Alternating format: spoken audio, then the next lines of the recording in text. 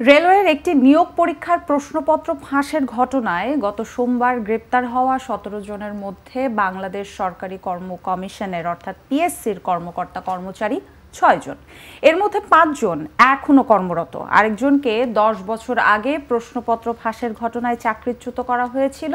যেই ৫ জন এখন কর্মরত রয়েছেন তাদের সবার বিরুদ্ধে বিভিন্ন সময়ে নিয়োগ পরীক্ষার প্রশ্নপত্র ফাঁসে জড়িত থাকার অভিযোগ ছিল। এর মধ্যে ৩ জনের ক্ষেত্রে অভিযোগের সত্যতাও পেয়েছিল পিএসসি। দর্শক, এই পুরো বিষয়গুলো নিয়েই আসলে বিস্তারিত আলাপ করতে চাই।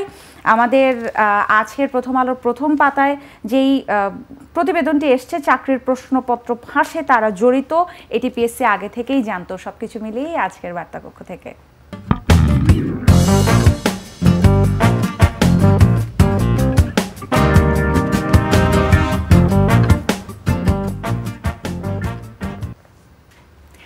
দর্শক স্বাগত জানাচ্ছি প্রথম আলোর আয়োজন বার্তাকক্ষ থেকে। সাথে আছি আমি নিকিতা নন্দিনী। বার্তাকক্ষ থেকে আজ আমার সাথে আছেন প্রথম আলোর জ্যেষ্ঠ প্রতিবেদক আরিফুর রহমান। আরিফুর রহমান, আপনাকে স্বাগত জানাচ্ছি। আমাদের দর্শকদের শুরুতেই আসলে বলেছি যে আমরা কি নিয়ে আলাপ করতে যাচ্ছি। আমাদের শিরোনামও রেখেছি যে পিএসসির ভেতরেই প্রশ্নপত্র ফাঁস চক্র।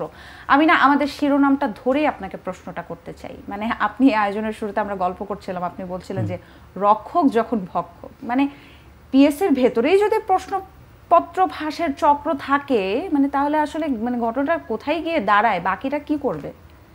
ধন্যবাদ আপনাকে। স্বাভাবিক যে আমি যদি পিএসসির বিষয়টা বলি, গত দুদিন ধরে আমাদের এই মুহূর্তে আলোচনার মূল কেন্দ্রবিন্দু হচ্ছে আমাদের সাম্প্রতিক সময়ে এই নিয়োগ পরীক্ষা। গত ৫ জুলাই একটা নিয়োগ পরীক্ষা হয়েছিল বাংলাদেশ রেলওয়ের উপ সহকারী প্রকৌশলী একটা পদে। সেই পদে নিয়োগ পরীক্ষা দিয়েই মূলত এই ঘটনার সূত্রপাত।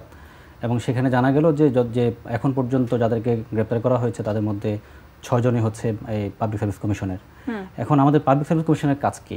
এটি একটি সাংবিধানিক প্রতিষ্ঠান। 1972-তে এই প্রতিষ্ঠানটি প্রতিষ্ঠা করা হয়েছিল। এই প্রতিষ্ঠানটির কাজে হচ্ছে আমাদের নিয়োগ পরীক্ষা, বিশেষ করে হচ্ছে আমাদের প্রথম এবং দ্বিতীয় শ্রেণীর পরীক্ষাগুলো তারাই মূলত আয়োজন করে থাকে।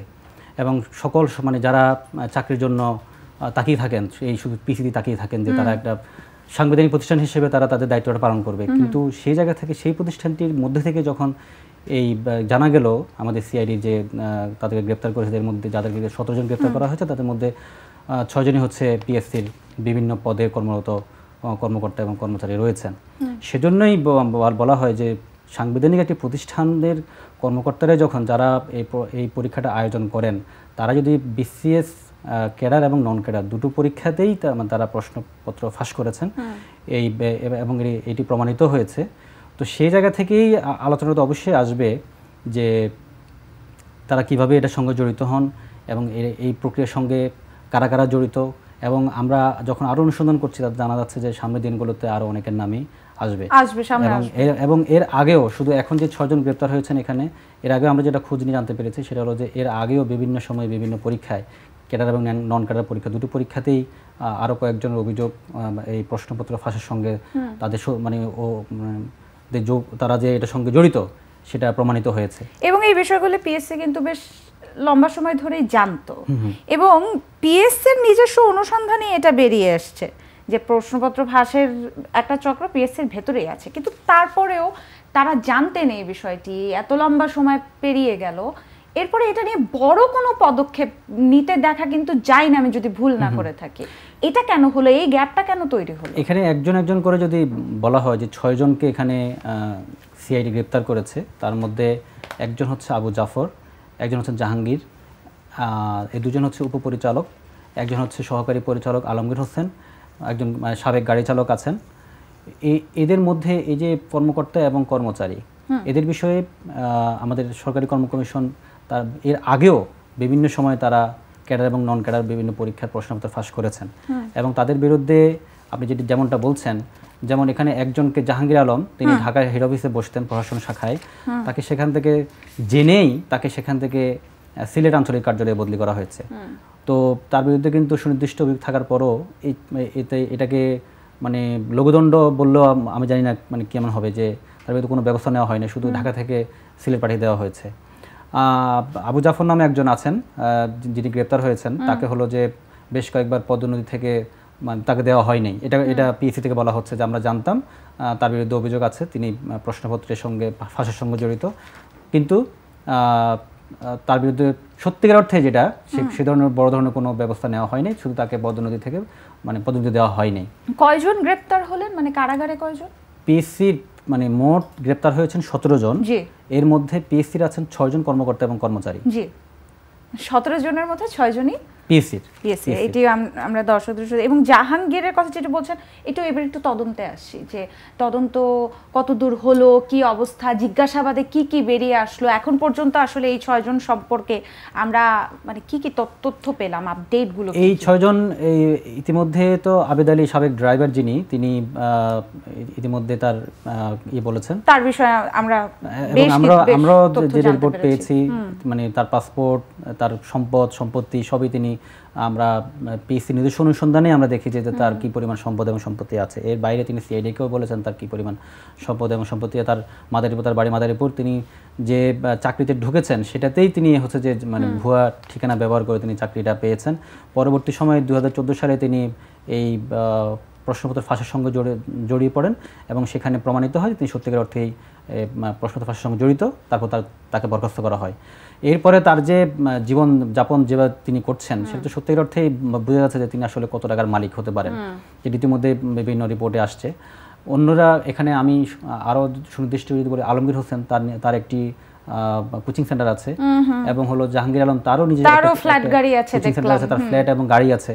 তো এই যারা তাদের যে গ্রেড, চাকরি যে গ্রেড, এই গ্রেডে তো তাদের এরকম অর্থবিত্ত এটা হওয়ার কথা নয়।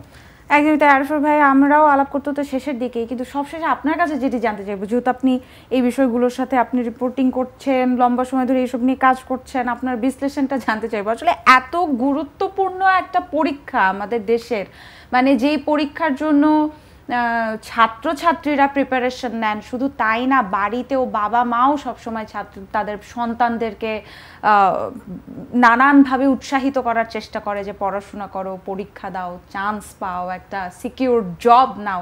তো আসলে এটা তো এত সবচাইতে গুরুত্বপূর্ণ একটা পরীক্ষা বলেই আমি বিশ্বাস করি, এবং এটা নিয়ে কত মানুষের কত রকমের স্বপ্ন থাকে। কিন্তু আমরা যদি জানতে পারি যে এইভাবে প্রশ্নপত্র ফাঁস হয়েছে এবং সেইখানে আবার এতগুলো মানুষ জড়িত রয়েছে, আসলে এই বিষয়টা কোথায় গিয়েই বা দাঁড়াতে পারে, এর সমাধানই বা কি হতে পারে?